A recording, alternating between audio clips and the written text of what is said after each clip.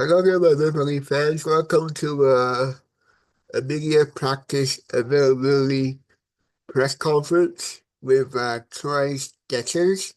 I'll take you live right now to his media availability. Just a reminder that we play St. Louis Blues tomorrow night at midnight. Not tomorrow night, sorry. We play at 7, sorry. But I'll have the highlights for you at midnight. Tonight, I'll have the Raptors highlights for you because the Raptors play tonight. So I will have the update of the Raptors highlights tonight at midnight. So stay tuned for that. So right now, here we go to the press conference.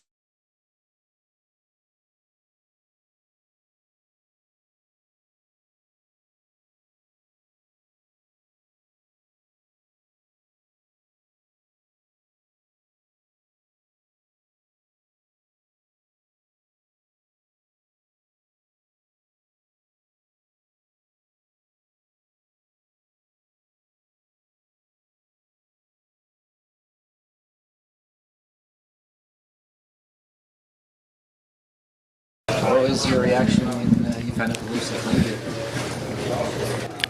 Just excited, obviously. I was excited for a fresh start. Obviously, seeing the team and how competitive they are and where they are in the standings, I knew it'd be a motivated group that I'd be joining. So it kind of goes hand in hand with the way I play. Is play with a lot of motivation and a bit of a chip on my shoulder, and I think the team is kind of that way as well. Where does that chip on your shoulder come from? Where do you want me to start? Like my pro career or as a kid? You can go before. Just being told no my whole life, being a smaller guy, and I've reached obviously the NHL now. It's my 10th year.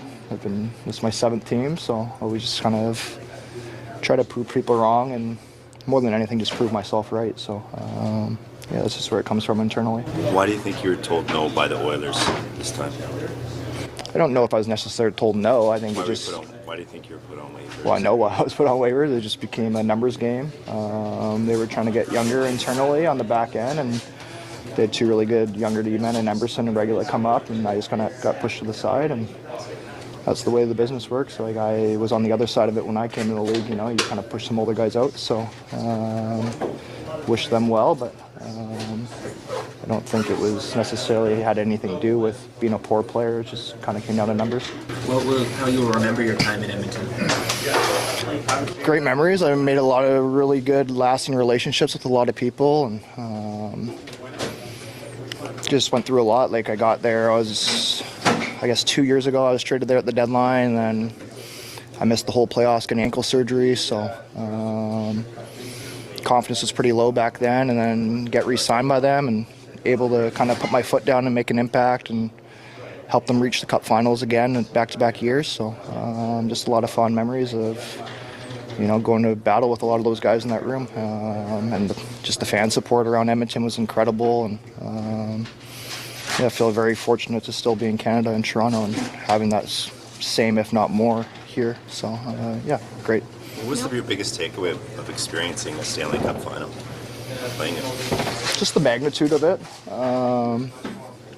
Just a lot more eyeballs on it.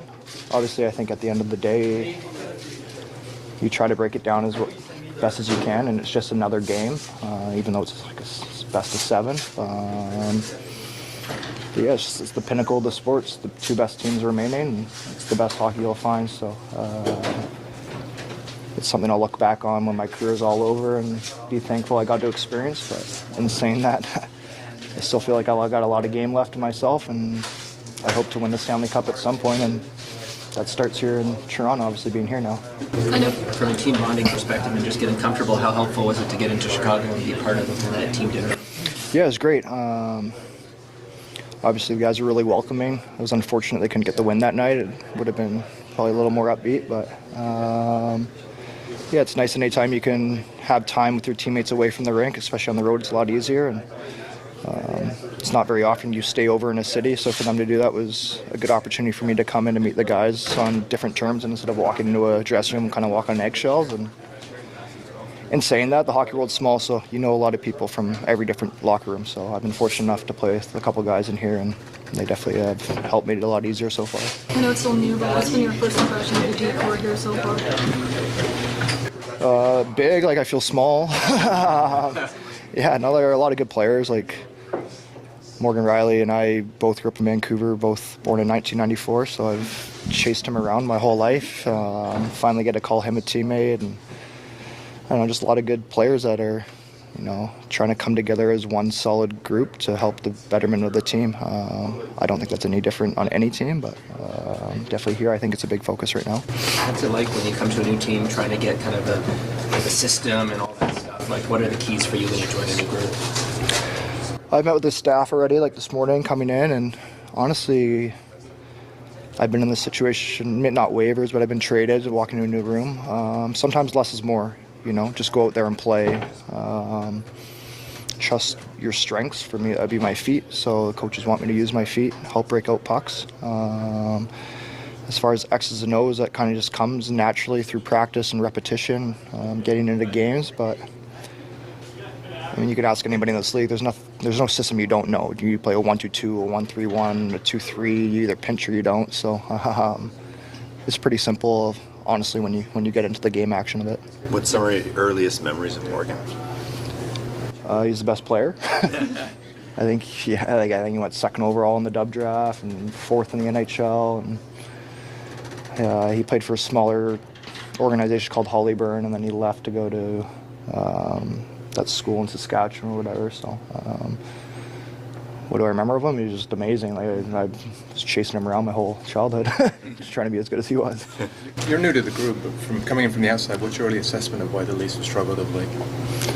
I just think it's the nature of the NHL. I think every team goes through ebbs and flows, highs and lows through a season. You can even take that as far as individuals. And then saying that, sometimes when you're losing, you deserve to win, and sometimes when you're winning, you deserve to lose. So I just think it's kind of the nature of the way things are going right now. They're on a bit of a skid, but all it takes is one bounce. You get back in the win column, and the next thing you know, you have some belief. So I just think it's the nature of the league when you go through these.